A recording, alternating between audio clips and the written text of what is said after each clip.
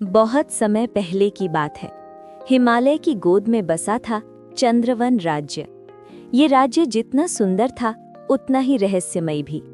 यहाँ की हवाओं में संगीत था, नदियाँ चांदी की तरह चमकती थीं और रात को तारे जमीन के बहुत पास आ जाते थे। इसी राज्य में जन्मी थी राजकुमारी नीलांशी। नीलांशी किसी साधारण राजकुमारी जैसी नहीं थी। उसे गहनों से ज्यादा किताबें पसंद थी, महलों से ज्यादा जंगल और राज दरबार से ज्यादा आम लोगों की बातें। वो अक्सर साधारण कपड़े पहनकर राज्य में घूमती और लोगों की समस्याएं सुनती। राजा चंद्रसेन अपनी बेटी पर गर्व करते थे, पर रानी को डर लगता था। इतनी निडर होना राजकुमारियों के लिए ठीक नहीं। रहस्यमयी भविष्यवाणी। नीलांशी के जन्म के समय राजमहल में आई थी एक वृद्ध योगिनी। उसने कहा था, ये राजकुमारी राज्य की रक्षा भी करेगी और उसी के कारण सबसे बड़ा संकट भी आएगा। इसका भाग्य समय के फूल से जुड़ा है। समय का फूल, एक ऐसा फूल जो अतीत और भविष्य दोनों को बदल सकता था। कहा जाता था कि वो फूल काले जंगल में छिपा है, जहां कोई भी जीवित लौटकर नहीं आया। संकट की शुरुआत। एक दिन अचानक चंद्रवन पर अजीब सा साया छाने लगा।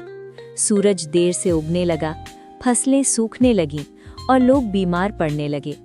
राजमहल के विद्वानों ने बताया, समय असंतुलित हो गया है, कोई अंधी शक्ति समय से खेल रही है। तभी नीलांशी को वो भविष्यवाणी याद आई। उसने राजा से कहा, पिता, मुझे काले जंगल जाना होगा, समय का फूल ढूंढना होगा। राजा क्रोधित हो गए। वो जंगल मौत का घर है।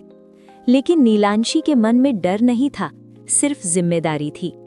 काले जंगल की यात्रा। नीलांशी अकेली निकली। बैंगनी रंग का साधारण वस्त्र, कमर में छोटा सा खंजर और आंखों में अटूट विश्वास। जंगल में प्रवेश करते ही समय अजीब होने लगा। कभी दिन एक पल में रात बन जाता, कभी बचपन की यादें हवा में तैरने लगतीं।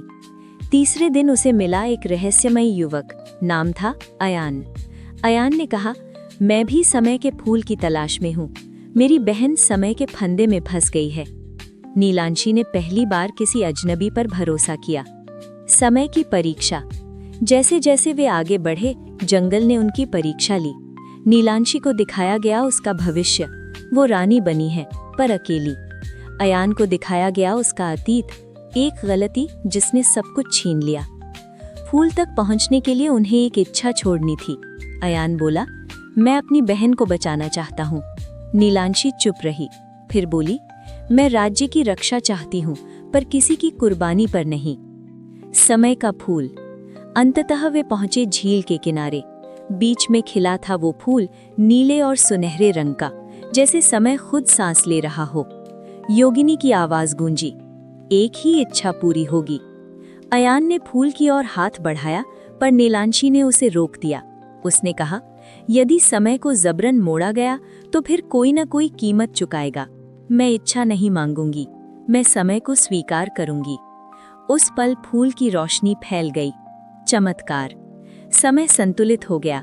अयान की बहन अपने आप मुक्त हो गई। चंद्रवन में फसलें फिर लहलहा उठी। अंधी शक्ति समाप्त हो गई। योगिनी प्रकट हुई। जिसने स्वार्थ नहीं चुना, वही सच्ची राजकुमारी है। राजा ने कहा, आज से तुम सिर्फ मेरी बेटी नहीं, चंद्रवन की आत्मा हो। नीलांशी ने अयान की ओर देखा। दोनों मुस्कुराए। कुछ रिश्ते नाम के मोहताज नहीं होते। समय का फूल फिर से जंगल में विलीन हो गया, पर उसकी खुशबू आज भी चंद्रवन की हवाओं में है। और राजकुमारी नीलांशी आज भी लोगों के बीच रहती है।